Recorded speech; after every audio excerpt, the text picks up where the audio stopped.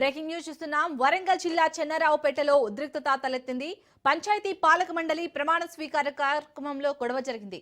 Congress BRS మధ్య పాటలు చిచ్చురేపాయి. తమ పార్టీకి సంబంధించిన పాటలు వేయాలంటూ కాంగ్రెస్, తమ పార్టీకి సంబంధించిన పాటలే వేయాలని ఇటు బీఆర్ఎస్ నేతలు పట్టుబట్టారు. రెండు వర్గాలు పరస్పరం కుర్చీలతో దాడి చేసుకున్నారు.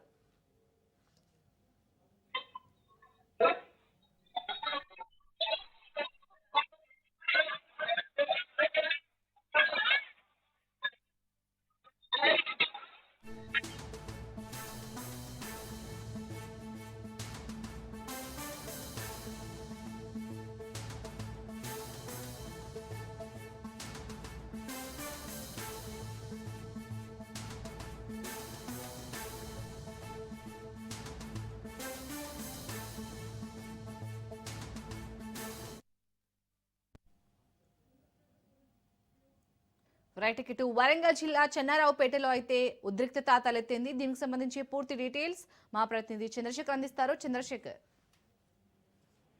వరంగల్ జిల్లా చెన్నారావుపేట మండలంలో ఉద్రిక్త వాతావరణం చోటు చేసుకుంది. ఇటు గ్రామ పంచాయతీ ఎన్నికల్లో గెలుపొందిన అభ్యర్థుల ప్రమాణ స్వీకారంలో పాటల గొడవ అయితే చెలరేగింది. ఇటు కాంగ్రెస్ బీఆర్ఎస్ పార్టీల మధ్య ఇటు పాటలు చిచ్చురేపే అని చెప్పుకోవచ్చు. అక్కడ చెన్నారావుపేట గ్రామ పంచాయతీలో ఇటు బీఆర్ఎస్ పార్టీ అభ్యర్థి సర్పంచ్ గా గెలుపొందడం జరిగింది. ఈ రోజు ప్రమాణ స్వీకారం సర్పంచ్ ప్లస్ వార్డు మెంబర్ల ప్రమాణ స్వీకారోత్సవంలో ఇటు బీఆర్ఎస్ పార్టీ సర్పంచ్ అభ్యర్థిగా గెలుపొందిన నేపథ్యంలో బీఆర్ఎస్ పార్టీ సంబంధించిన పాటలు పెట్టడంతో ఒక్కసారిగా కాంగ్రెస్ పార్టీ నుంచి గెలుపొందిన వార్డు మెంబర్లు అభ్యంతరం చెప్పారు.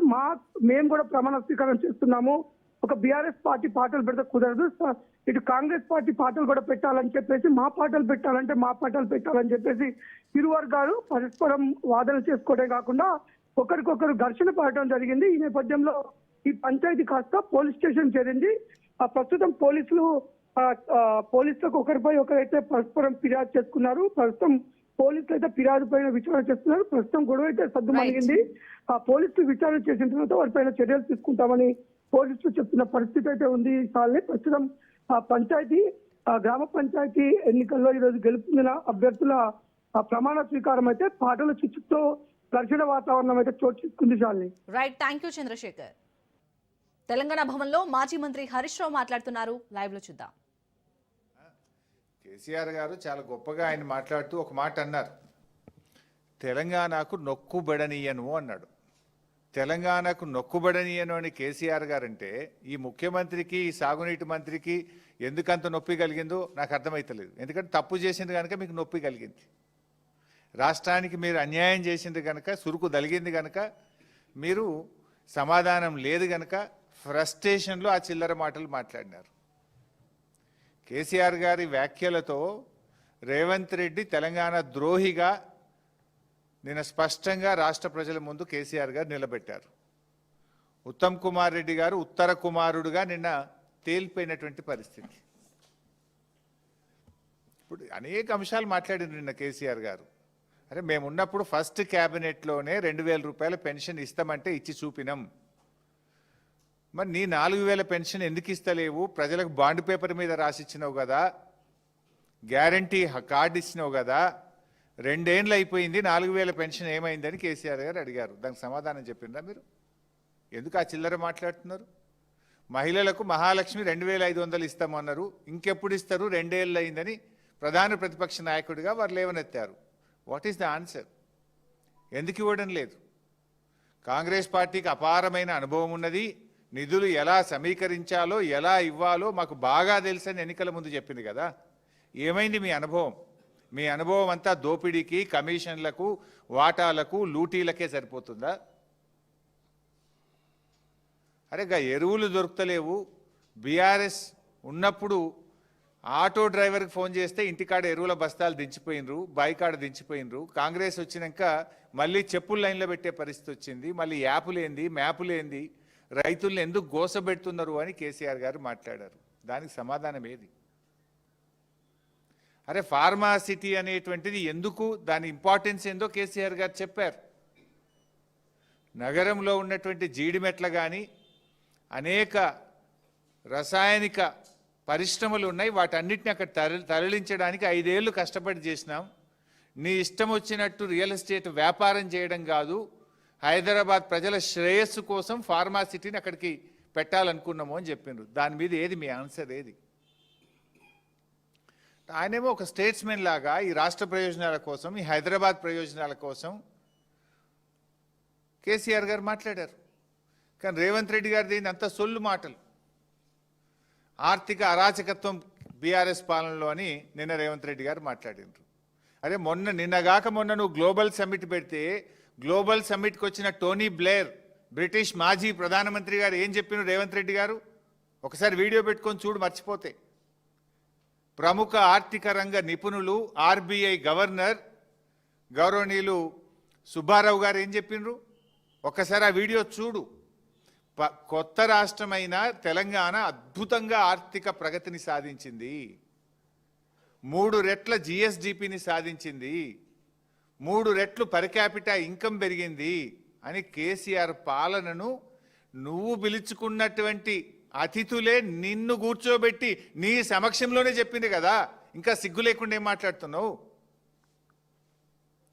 కేసీఆర్ గారు ఆర్థికంగా ఈ రాష్ట్రాన్ని పరిపుష్టిని సాధించారు. జిఎస్డిపి గ్రోత్ రేట్లో, పర్ క్యాపిటా గ్రోత్ రేట్లో దేశానికే మార్గదర్శకంగా ఈ తెలంగాణను నిలిపారు కేసీఆర్ గారని ఇలా ప్రపంచవ్యాప్తంగా పేరుగాంచిన టోనీ బ్లేర్ చెప్పిండ్రు. ఈ దేశంలో పేరుగాంచిన దువ్వూరి సుబ్బారావు గారు చెప్పిండ్రు. నువ్వు దోలుకొచ్చుకున్న గెస్ట్లే చెప్పిండ్రు. నువ్వు మాట్లాడేది నిజమా? ఆ ప్రముఖ ఆర్థిక రంగ నిపుణులు, మాజీ ప్రధాని చెప్పేది నిజమా? ఎందుకు ఆ చిల్లర మాటలు మాట్లాడతావు? రాష్ట్రం పరువు తీయకు రాజకీయాల కోసం. ఈ రాష్ట్రం గొప్పగా ఉన్నది ఆర్థికంగా అని మాజీ ప్రధాని, మాజీ ఆర్బీఐ గవర్నర్లు ఒకవైపు కితాబిస్తుంటే నువ్వు రాజకీయాల కోసం ఎందుకు ఈ చిల్లర మాటలు మాట్లాడుతున్నావు? రాష్ట్ర ప్రజల పరువును ఎందుకు తీస్తున్నావు? రాష్ట్రం యొక్క గౌరవాన్ని ఎందుకు దెబ్బతీస్తున్నావు? రాష్ట్ర ప్రగతిని ఎందుకు దెబ్బతీస్తున్నావు అని అడుగుతా ఉన్నా. అసలు ఏమన్నా మాట్లాడితే ఏమన్నా ఒక సందర్భం ఉందా? ఇప్పుడు ఏదో పచ్చ కళ్ళద్దాలు పెట్టుకుంటే లోకమంతా పచ్చగా కనబడ్డట్టు ఈ రేవంత్ రెడ్డి బుద్ధే అది. ఎందుకంటే ఆయనే స్వయంగా చెప్పిండు, నా సొంత పార్టీ నాయకులనే తొక్కుకుంటా పెరిగినోన్ని అని నువ్వే చెప్పినావు కదా. నీ నాయకుడు, నీ మంత్రి కోమటిరెడ్డి వెంకటరెడ్డే చెప్పిండు, 50 కోట్లు పెట్టి మావాడు పిసిసి అధ్యక్ష పదవి కొనుక్కున్నాడు అని. 50 లక్షల రూపాయలు లంచం ఇస్తూ రెడ్ హ్యాండెడ్గా ఒక ఎమ్మెల్యేను కొనుగోలు చేసే ప్రక్రియలో పట్టుబడ్డ దొంగవు నువ్వు. అసలు నీకు నిజాయితీ ఎక్కడదయా? మా దృష్టిలో ఒక పార్టీ అనేది తల్లి లాంటిది, పార్టీ అధ్యక్షులు ఒక తండ్రి లాంటి వారు. 25 సంవత్సరాలుగా ఒక రాజకీయ పార్టీలో నిజాయితీగా, నిక్కచ్చిగా, నాయకుడి అడుగుజాడల్లో త్యాగాల పునాదుల మీద ఎదిగిన నాయకత్వం మాది. నువ్వేందే చదువుకున్నది బీజేపీ లాంటి నువ్వే చెప్తివి. అదేవిధంగా పెరిగిందేమో తెలుగుదేశం లాంటివి, నౌకరేమో కాంగ్రెస్లో చేస్తున్నా అనబట్టివి. రేపేడుంటావో తెలియని రకం నువ్వు. పుట్టుకో దాంట్లో, చదువో దాంట్లో, నౌకరో దాంట్లో, రేపెండ్లుంటావో నువ్వు. అసలు నీకు నీతి, జాతి, విలువలు నీకేమైనా ఉన్నాయా? పైసలు పెట్టి పదవి కొనుక్కుంటావు, పూటకో పార్టీ మారుస్తావు. చొక్కాలు మార్చినంత ఈజీగా పార్టీలు మార్చిన నాయకుడు రేవంత్ రెడ్డి. అరే మేము సిల్వర్ జూబ్లీ జరుపుకున్నాం. ఎమ్మెల్యే పదవిని, మంత్రి పదవిని మా నాయకుడు ఆదేశిస్తే గడ్డిపోచల్లాగా త్యాగాలు చేసిన చరిత్ర మాది. వెన్నుపోట్లు పొడిచిన చరిత్ర నీది. నీకు మాకు నక్కకు నాగలోకు అనుకున్నంత తేడా ఉంది. నువ్వా మా గురించి మాట్లాడేది? నీకు మాట్లాడే అసలు నైతికత ఉందా నీకు? ఇవాళ నువ్వు ఎట్లా అంటే ఊసెర వెల్లులు కూడా నిన్ను చూస్తే సిగ్గుపడతాయి. నువ్వు మాటలు మార్చే తీరు కానీ, నువ్వు పార్టీలు మార్చే తీరు ఊసెర వెల్లులు కూడా సిగ్గుపడేటంత దారుణంగా ఉంది నీ పరిస్థితి. అరే నీ నోటితోనే సోనియా గాంధీని దేవత అంటివి, నీ నోటితోనే బలిదేవత అన్న రకం కదా నువ్వు. మొక్కాల నీ నోటికి. బలిదేవత అన్నది నువ్వే, దేవత అన్నది నువ్వే. రేపు ఇంకేమంటావు ఆమెను? అసలు నీకు స్టాండ్ ఉందా? నీకు ఒక సిద్ధాంతం ఉందా? నీకు ఒక పద్ధతి ఉన్నదా రేవంత్ రెడ్డి? నీకు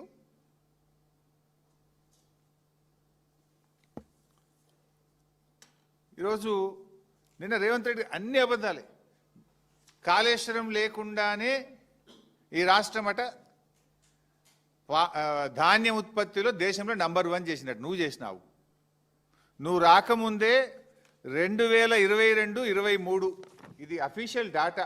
2022-23లోనే 258 లక్షల మెట్రిక్ టన్నుల ధాన్యం ఉత్పత్తి చేసి దేశంలో తెలంగాణను నంబర్ 1గా నిలిపిందే కేసీఆర్ ప్రభుత్వం ఇన్ ద ఇయర్ 2022-23. అప్పుడే ఇన్ని వడ్లు కొనలేమంటేనే కదా ఢిల్లీకి పోయి మేము ధర్నాలు చేసింది కేసీఆర్ గారి నాయకత్వంలో. ఇవాళ ధాన్యం సేకరణలో కూడా 2020-21లో 141 లక్షల మెట్రిక్ టన్నుల ధాన్యం సేకరించి నంబర్ 1గా నిలిచిందే తెలంగాణ. ఇంత నువ్వు వచ్చినాక ఎప్పుడు సేకరించలే. ఈరోజు కూడా కాళేశ్వరం ప్రాజెక్టు నీళ్ళే పంటలు పండుతున్నాయి.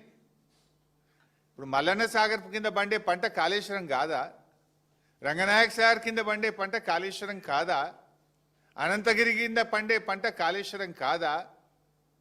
అవన్నీ కాళేశ్వరంకు దెర్ ఆర్ 3 సోర్సెస్. ఒకటి, బాగా పంట వర్షాలు పడితే ఎస్ఆర్ఎస్పి నుంచే కాళేశ్వరం నీళ్లు వాడతాం. మధ్య తరహా వర్షాలు పడితే ఎల్లంపల్లి నుంచి నీళ్లు వాడతాం. కరువు పరిస్థితులు వస్తే మేడిగడ్డ నుంచి నీళ్లు వాడతాం. గత 2 సంవత్సరాలుగా వర్షాలు పడ్డాయి కనుక ఇటు ఎల్లంపల్లి అటు ఎస్ఆర్ఎస్పి నుంచే కాళేశ్వరం మోటార్లు ఆన్ చేసినాం. కాళేశ్వరం ద్వారా రిజర్వాయర్లు నింపినాం. కాళేశ్వరం ప్రాజెక్టు ద్వారా లక్షల ఎకరాలకు ప్రత్యక్షంగా పరోక్షంగా సాగునీరు అందించినాం. ఎందుకు ఆ చిల్లర మాటలు మాట్లాడతావు? నువ్వు రాకముందే దేశంలో నంబర్ 1 తెలంగాణ. ధాన్యం ఉత్పత్తిలో, డాక్టర్ల ఉత్పత్తిలో తెలంగాణ నంబర్ 1 చేసిందే కేసీఆర్. ఇవాళ ఇక ఉత్తమ్ కుమార్ రెడ్డి గారు ఇక అంటే బాధపడతారేమో కానీ ఆయన వెనకట కేసీఆర్ గారు కాళేశ్వరం మీద అసెంబ్లీలో ప్రజెంటేషన్ పెడితే నేను ప్రిపేర్ అయి రాలేదు అని అసెంబ్లీకి వెళ్ళి లేచిపోయాడు. నువ్వు 2 ఏళ్ళు అయింది నీటిపారుదల శాఖ మంత్రి, ఇప్పుడన్నా ప్రిపేర్ అయ్యిరా. ఏంది ఆ ప్రెస్ మీట్లు ఏంది? ఆ ప్రిపేర్ కాకుండా ప్రెస్ మీట్లకు వస్తే నీ పరువు పోతుంది, ఆ ప్రభుత్వం పరువు పోతుంది, రాష్ట్ర పరువు పోతుంది కదా. నేను ప్రిపేర్ చేస్తున్న అధికారులు కూడా మరి సరిగా ప్రిపేర్ చేస్తలేరా? నువ్వు సరిగా ప్రిపేర్ అవుతలేవా? నాకైతే అర్థమవుతలేదు. సగం సగం చదువుతాడు, సగం సగం చెప్తాడు. పురాగా చదవడు, పురాగా చెప్పాడు. ఇప్పుడు పాలమూరు డిపిఆర్ 2023లో వాపసు వచ్చింది అని నిన్న ఉత్తమ్ కుమార్ రెడ్డి గారు మాట్లాడినారు. మరి డిపిఆర్ వాపసు వస్తే ఈ పర్మిషన్లు ఎట్లా వచ్చినాయండి? డిపిఆర్ వాపసు వస్తే ఈ పర్మిషన్లు ఎట్లా వచ్చినాయి? ఇగో ఇది మినిస్ట్రీ ఆఫ్ ట్రైబల్ అఫైర్స్ 17/7/2023లో పాలమూరు ఎత్తిపోతల పథకానికి 90 టీఎంసీలతో బీఆర్ఎస్ ప్రభుత్వము ప్రతిపాదిస్తే దానికి కేంద్ర ప్రభుత్వంలో ట్రైబల్ వెల్ఫేర్ డిపార్ట్మెంట్ ఇచ్చిన క్లియరెన్స్. ఇగో ఇది ministry of environment and forest and climate change. ఇది ఎన్విరాన్మెంట్ అప్రైజల్ కమిటీ మా ప్రభుత్వం పోవడానికి 2 నెలల ముందు 10/8/2023 అంటే ఒక్క నెలనే కదా, డిసెంబర్ ఏమో, 2 నెలల ముందు 10/8/2023లో 90 టీఎంసీలకు డిపిఆర్ను మేము పంపిస్తే 10/8/2023 నాడు ఈఏసీ క్లియరెన్స్. ఇది 27/10/2023 అంటే ఒక్క నెల ముందు, ప్రభుత్వం పోవడానికి 1 నెల ముందు. ఇది forest department, environment and forest department నుంచి వచ్చిన క్లియరెన్స్. ఇట్లా అనేక క్లియరెన్స్లు, దాదాపు ఇవన్నీ క్లియరెన్స్లు మేము సాధించినాయి. ఆనాడు 2023 ఏప్రిల్లో డిపిఆర్ వెనక్కు పంపిస్తున్నాము అని మా ప్రభుత్వం ఉన్నప్పుడు కేంద్రం చెప్పింది. చెప్పిన వెంటనే 2 రోజుల లోపలనే ఆనాటి మా ఇరిగేషన్ సెక్రటరీ రజత్ కుమార్ గారు లేఖ రాసి ఢిల్లీకి పోయి మీరు వెనక్కు పంపొద్దు అని ఒత్తిడి పెంచి పోరాడి కేసీఆర్ గారు స్వయంగా నీటిపారుదల మంత్రితో మాట్లాడి ఆ డిపిఆర్ యొక్క ఈ ప్రాసెసింగ్ కంటిన్యూ చేసినాం, అనుమతులు సాధించినాం. మేము ఎన్ని అనుమతులు సాధించినాము? పాలమూరు రంగారెడ్డికి 7 అనుమతులు బీఆర్ఎస్ ప్రభుత్వం సాధించింది. 1 కాదు, 2 కాదు. ఫారెస్ట్ డిపార్ట్మెంట్లో ముందు ఫస్ట్ క్లియరెన్స్ ఉంటుంది, ఫైనల్ క్లియరెన్స్ ఉంటుంది. ఫారెస్ట్ డిపార్ట్మెంట్ క్లియరెన్స్ తెచ్చుకున్నాం, సిఈఏ అనుమతి తెచ్చుకున్నాం, అదేవిధంగా సిఎస్ఎంఆర్ఎస్ అనుమతి తెచ్చుకున్నాం, మోటా అనుమతి తెచ్చుకున్నాం, సిజిడబ్ల్యూఎంబి అనుమతి తెచ్చుకున్నాం, ఈఏసి అనుమతి తెచ్చుకున్నాం. ఇవన్నీ 90 టీఎంసీలకు మేము పాలమూరు రంగారెడ్డికి ప్రతిపాదనలు పంపి దాదాపు 7 అనుమతులు బీఆర్ఎస్ ప్రభుత్వం సాధించింది. ఇంకొకటో రెండో తెస్తే అయిపోతుంది. అనుమతులు సాధించాల్సిన కాంగ్రెస్ ప్రభుత్వం డిపిఆర్ వెనక్కి తెచ్చింది. ఇదే కదా నిన్న కేసీఆర్ గారు చెప్పింది. మేమేమో 7 అనుమతులు తెచ్చినాం, మీరు ఒక్క అనుమతి తేలేదు, డిపిఆర్ మాత్రం వాపస్ తెచ్చుకున్నారు. ఇవాళ డిపిఆర్ వాపస్ తెస్తే మరి అనుమతులు ఎట్లా వచ్చినాయి మా హయాంలో? ఎందుకు మాట్లాడతావు ఉత్తమ్ కుమార్ రెడ్డి సగం సగం? వాపసు వాళ్ళు పంపిన మాట వాస్తవం. వెంటనే 3 రోజుల్లో కేసీఆర్ గారు మాట్లాడడం, ఇరిగేషన్ సెక్రటరీ పోవడం, ఒప్పించి మెప్పించి అనుమతుల ప్రక్రియను మేము కొనసాగింపజేసినాం కదా. మరి మీరేం చేసిండ్రు? మీరు నోర్లు మూసుకున్నారు. ఇవాళ మీ డిపిఆర్ వాపసు వచ్చి ఇప్పటికీ 7 నెలలే. 7 నెలల నుంచి ఎందుకు నోరు మెదుపుతలేరు మీరు? ఇవి 5/5/2025 కాంగ్రెస్ ప్రభుత్వం వచ్చినాక ఇది డిపిఆర్ పాలమూరు రంగారెడ్డి డిపిఆర్ను వాపస్ పంపుతూ కేంద్ర ప్రభుత్వం రాసిన లేఖ. 5th May 2025 పాలమూరు డిపిఆర్ వాపస్ వచ్చిన లేఖ ఇది. మీరు డిపిఆర్ వాపస్ వచ్చి ఇప్పటికి 7 నెలలే. 7 నెలల నుంచి ఎందుకు పెదవులు మూసుకున్నారు? 2 సంవత్సరాల కాంగ్రెస్ పాలనలో ఒక్క అనుమతి కూడా ఎందుకు తేలేదు? మేము 7 అనుమతులు తెచ్చాం కదా, మీరు ఒక్క అనుమతి అన్న తెచ్చిండ్రా? అనుమతులు తేలేదు కానీ డిపిఆర్ వాపస్ తెచ్చారు. ఇగో ఇది దిస్ ఇస్ ద లెటర్ 5/5/2025. నిన్న ఉత్తమ్ బుకాయిస్తుండు, లేలే మేము 45 టీఎంసీలకు ఉత్తరం రాయలే, మేము అడగనే లేదు అన్నాడు. ఇగో ఇది ఉత్తమ్ కుమార్ రెడ్డి రాసిన లెటర్. ఇదేమో 90 టీఎంసీలు పాలమూరుకు కేటాయిస్తూ కేసీఆర్ గారు ప్రభుత్వం ఇచ్చిన జీవో నంబర్ 246/2022 సంవత్సరం. 90 టీఎంసీలు కేటాయిస్తూ ఇది కేసీఆర్ గారు ప్రభుత్వం ఇచ్చిన జీవో. ఇదేమో 45 టీఎంసీలు చాలు అని ఉత్తమ్ కుమార్ రెడ్డి ఢిల్లీకి రాసిన ఉత్తరం.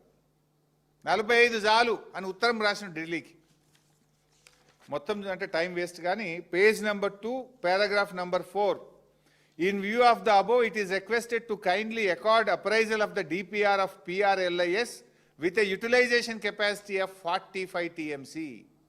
45 జాలు మా డిపిఆర్ని అప్రైజల్ చేయండి అని సిగ్గు లేకుండా ఈ రాష్ట్ర ప్రయోజనాలను దెబ్బతీస్తూ ఢిల్లీకి ఉత్తరం రాసిండు ఉత్తమ్ కుమార్ రెడ్డి, రేవంత్ రెడ్డి.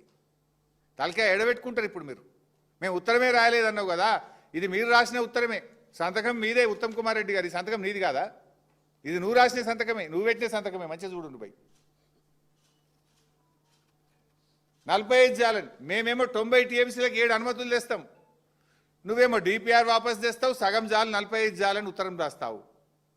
ఎవరు ముక్కులో పెడతావు? ఇప్పుడు దీని మీద 12 లక్షల ఎకరాల ఆయకట్టు ఉన్నది, 4 లక్షల ఎకరాలు దిండి ఆయకట్టు ఉన్నది. అంటే ఈ 45తోని నల్లగొండకు అన్యాయం చేస్తావా, మహబూబ్ నగర్కి అన్యాయం చేస్తావా, రంగారెడ్డికి అన్యాయం చేస్తావా? రంగారెడ్డిలో 5 లక్షల ఎకరాలు ఉంది, 7 లక్షలు పాలమూరులో ఉంది, 4 లక్షలు నల్గొండలో ఉన్నది, త్రాగునీటి అవసరాలు ఉన్నాయి. ఈ 45 జాలని ఎట్లా రాస్తే ఉత్తరము? Why are you compromising? ఎవరి డైరెక్షన్? చంద్రబాబు గారి డైరెక్షనా? ఎవరి డైరెక్షన్తో నీటి కేటాయింపులు తగ్గించారు? గతంలో కూడా కృష్ణా నది మీద ఉన్న ప్రాజెక్టులు ఆంధ్రాకు అప్పచెప్తే ఆనాడు కేసీఆర్ గారు గర్జించి నల్లగొండ సభ పెడితేనే కదా తోక ముడిచి మళ్ళీ అసెంబ్లీలో తీర్మానం చేసిండ్రు. లేలే పొరపాటైంది మేము అప్పచెప్పం అని అసెంబ్లీలో తీర్మానం ఎప్పుడు చేసిండ్రు? కేసీఆర్ గారు బయటకు వచ్చి రాష్ట్రానికి అన్యాయం జరుగుతుంది, 10 ఏళ్లలో మేము ప్రాజెక్టులు అప్పచెప్పలేదు, మీరు వచ్చి 10 రోజులు కాలే ఎట్లా అప్పచెప్తారు అని కేసీఆర్ గారు బయలుదేరితే పోరాడితే ఆ రోజు మళ్ళీ మీరు తోక ముడిచిండ్రు. ఇవాళ కూడా కేసీఆర్ గారు ఎందుకు వచ్చిండ్రు? అరే మేము ఆలోచించింది 170, ముందైతే 90 తీసుకొని కడదామని మేము ప్లాన్ చేస్తే నువ్వు 45కి ఎట్లా తగ్గిస్తావని పాలమూరుకో నల్లగొండకో రంగారెడ్డికి అన్యాయం జరిగితే ఈరోజు కేసీఆర్ గారు నీ ప్రభుత్వాన్ని అడిగారు. దాన్ని సమాధానం చెప్పండి, సవరించుకోండి. కానీ ఈ చిల్లర వాగుడు ఎందుకండి? ఇది కాదా నువ్వు రాసిన ఉత్తరం? నీ లెటర్ ప్యాడ్ మీద నీ స్వదస్తూరితో నువ్వు రాసింది కదా ఇది. ఇంకా షేమ్లెస్ ఇంకా మాట్లాడుతున్నారు. అసలు ఏమన్నా మాట్లాడే దాంట్లో ఒక అబద్ధాలు ఆడడానికి కూడా ఒక హద్దు పద్దు ఉంటుంది. పాలమూరులో 90% పనులు పూర్తయినాయి, మిగతా పనులు చేయండి అంటే ఏడైనాయి అంటాడు. పోదామా మరి? డేట్ ఫిక్స్ చేయి, ఇద్దరం కలిసి పోదాంపా. 35,000 కోట్ల రూపాయలతో మేము ప్రాజెక్టు రూపకల్పన చేస్తే 27,500 కోట్ల రూపాయల పనులు బీఆర్ఎస్ హయాంలో జరిగాయి. ఆ రోజు మీరే ఎన్నో కేసులు పెట్టి అడ్డంకులు పెట్టి భూసేకరణ జరగకుండా గ్రీన్ ట్రిబ్యునల్లో హైకోర్టులో కాళ్ళల కట్టెలు పెట్టిన వాటిని ఎప్పటికప్పుడు ఛేదించుకుంటూ బీఆర్ఎస్ ప్రభుత్వం అన్ని అనుమతులు సాధించింది. దాదాపు 7 అనుమతులు సాధించాం. ప్రాజెక్టు పనులను పూర్తి స్థాయిలో ముందుకు తీసుకొని పోయినాం. పోవడమే కాదు, ఆనాడు 16 సెప్టెంబర్ 2023న కేసీఆర్ గారు మోటారే ఆన్ చేసింది కదా. నార్లాపూర్ పంప్ హౌస్ దగ్గర 145 మెగావాట్ల పంపును ఆన్ చేసి కృష్ణమ్మ నీళ్లు పాలమూరు గడ్డ మీద బిరబిర బారిచ్చింది కేసీఆర్ కాదా? సబ్స్టేషన్ కడితే మీ పంప్ హౌస్ అయిపోయి మోటార్ వస్తే నీళ్ళే బయటకు వచ్చాయి. నువ్వు పనులు కాలేదంటావు. నువ్వు బుడ్డ 2 కిలోమీటర్ల కాలువ 2 కిలోమీటర్ల కాలువ 2 ఏళ్లలో నువ్వు దవ్వలే. జస్ట్ ప్యాకేజ్ 3లో 2 కిలోమీటర్ల కాలువ దవ్వుతే ఏదులా వట్టెము కరువెన ఇవన్నీ రిజర్వాయర్లు నింపుకునే అవకాశం ఉండే. ఎందుకంటే అన్ని పంప్ హౌజులు పూర్తయినాయి. 2 TMCకి ట్విన్ టనల్ పూర్తయింది, రిజర్వాయర్ పూర్తయింది. మొదటి పంప్ హౌజ్ ఆన్ చేసి మొదటి రిజర్వాయర్ నార్లాపూర్లో నీళ్లు పోయించాం. ఇవాళ పోతే కూడా నార్లాపూర్ రిజర్వాయర్లో కేసీఆర్ గారు పాలమూరు రంగారెడ్డి ఎత్తిపోతల పథకంలో భాగంగా నిర్మించిన నార్లాపూర్లో 4 TMCల నీళ్ళు ఇవాళ కూడా ఉన్నాయి. పోయి చూద్దామా? వాళ్ళు దుంకుదాం. నీళ్లు ఉంటే మునుగుతాం, నీళ్ళు లేకపోతే తేలుతాం. ఉన్నాయా లేవా నీళ్లు నార్లాపూర్లా? నార్లాపూర్ నుంచి ఏదులా వట్టెం కరువెన రావాలంటే కేవలం 2 కిలోమీటర్ల కాలువ దవ్వేది ఉండే. మేముంటే ఈ పాటికి పారిద్దుడు నీళ్ళను. 2 ఏళ్ళైంది చెప్తే పాలమూరు బిడ్డ అంటారు. మరి అలా కన్న తల్లికి ద్రోహం చేసినట్టు పాలమూరుకే ద్రోహం చేస్తున్నారు మీరు. 2 కిలోమీటర్ల కాలువ దవ్వంది నిజం కాదా? తట్టెడు మట్టెత్తింది నిజం కాదా? 60% పనులు పూర్తయిన ఉద్దండాపూర్ రిజర్వాయర్ను ఈ రోజుకి ఎందుకు పూర్తి చేయలేదు? 2 ఏళ్లలో ఉద్దండాపూర్ రిజర్వాయర్ పనులు ఎందుకు జరుగుతలేవు? మా హయాంలో ట్విన్ టనల్ పూర్తయినాయి, పంప్ హౌజులు పూర్తయినాయి, నార్లాపూర్ ఏదులా వట్టెం కరువెన రిజర్వాయర్లు పూర్తయినాయి, ఉద్దండాపూర్లో 60% పని అయింది. మీరు మొద్దు నిద్రపోతున్నారు. మీకు పర్సంటేజ్లకు కమిషన్లకు వాటాలు పంచుకోవడంలోనే టైం సరిపోతలేదు మీకు. ఢిల్లీకి గల్లీకి ఇదంతా మీది rising in flying. Telangana rising కాదు, Revanth Reddy rising in flying. గత చరిత్రలో తెలంగాణ ముఖ్యమంత్రులు ఎవరింత ఫ్లయింగ్ చేయలే కావచ్చు. ఇవాళ వాస్తవానికి పాలమూరు పనులు 2 ఏళ్లలో పూర్తి చేసి ఉంటే కొడంగల్ నారాయణపేట ప్రజలకు 2.5 లక్షల ఎకరాలకు నీళ్లు పోయేటి. అసలు బీఆర్ఎస్ వచ్చుంటే ఈ పాటికి కొడంగల్ నారాయణపేట రైతుల కాళ్ళు కృష్ణమ్మ నీళ్లతో కడిగే వాళ్ళం మేము. రేవంత్ రెడ్డి కమిషన్ల కోసం దీన్ని పక్కన పెట్టి నారాయణపేట కొడంగల్ లిఫ్ట్ పెట్టి ఇలా కమిషన్ల కోసం కక్కుర్తి పడతా ఉన్నాడు. నారాయణపేట కొడంగల్ లిఫ్ట్లో బారిన దానికంటే డబుల్ గ్రావిటీ ద్వారా పాలమూరు రంగారెడ్డి ద్వారా బారుతుంది. దాంట్లో 5 లిఫ్ట్లు.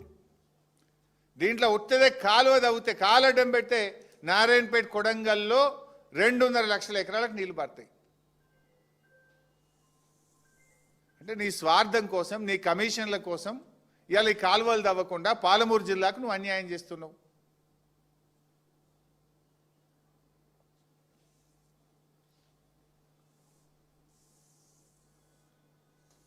ఇవాళ 45 TMCలు అడగడం అనేది ఒక చారిత్రక తప్పిదం. ఈ ప్రభుత్వం ఒక చారిత్రక తప్పిదానికి పాల్పడ్డది.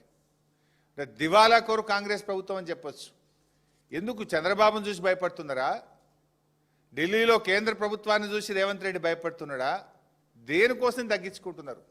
అనుమతుల కోసం పోరాడాల్సిన మీరు అనుమతులు వదిలిపెట్టినరు, డిపిఆర్ వాపసు తెచ్చిండ్రు, నీటి కేటాయింపులను సగానికి సగం తగ్గించుకున్నారు. మరి నల్గొండకి ఏం కావాలి? రంగారెడ్డి జిల్లా ఏం కావాలి? దిండి ఎత్తిపోతల పథకానికి నీళ్ళు ఎట్లు ఇస్తారు? నువ్వు అసలు తెలంగాణకు ముఖ్యమంత్రివా, ఆంధ్రాకు ముఖ్యమంత్రివా? ఎవరి ప్రయోజనాలు కాపాడే ప్రయత్నం చేస్తున్నావు? పాలమూరు బిడ్డ అని చెప్పుకుంటూ పాలమూరు గొంతుకు వస్తున్నావు కదా నువ్వు. మళ్ళా గదే ఏదో అంటారు చూడు, పాడిందే పాట పాసువన్ల దాసరా ఏదో అంటారు, గాడిద పాటనో ఏదో అట్లున్నది రేవంత్ రెడ్డి పాట. గదే మళ్ళీ 299 512 దాన్ని అసెంబ్లీలోనే మూతోడ్ జవాబు దియామై మూతి వలగొట్టేట ఆన్సర్ చెప్పిన అసెంబ్లీలో ఆధారాలతో సహా చెప్పిన. మళ్ళా గదే చిల్లర పాట పాడతాడు. ఆయన దగ్గర ఆన్సర్ లేదు. ఈయన ఇంతకు ప్రిపేర్ కాడు, ఆయన అంతకు ప్రిపేర్ కాడు. ఒక ఆయుధం పట్టుకుంటాడు, ఇక గదే చెప్తుంటాడు, ఊకదంపుడు కొట్టుడిగా. విషయం ఉండదు. లాస్ట్ టైం అసెంబ్లీలో చెప్పినా కదా, 299 512 మీద 1 డే ఫుల్ డిస్కషన్లో మీ నోరు ముయించిన నేను. అరే 1/2 మంది మంత్రులు లేస్తే కూడా ఎవరికి వాళ్ళకి సమాధానం చెప్పినాం. మేము కేసీఆర్ ట్రైనింగ్లో పెరిగిన వాళ్ళం కదా.